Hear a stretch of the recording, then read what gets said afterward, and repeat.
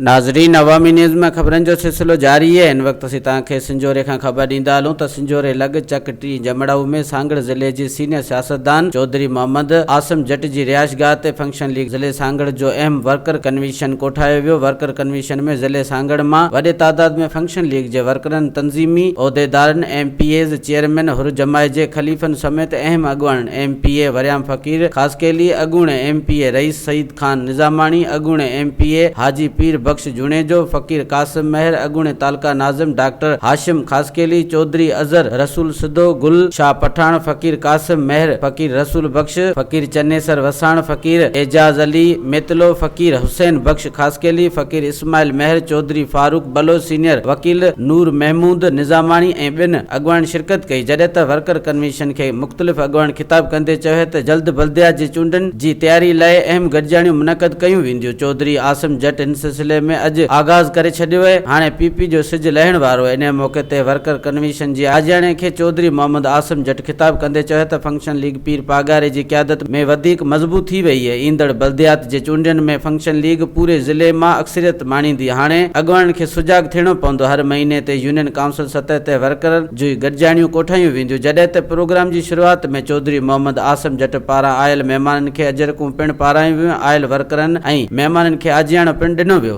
वधीक ख़बरनि ऐं तफ़सील जे लाइ विज़िट कयो असांजी वेबसाइट awamiNewsHD.com ऐं ॾिसंदा रहो अवामी न्यूज़ HD।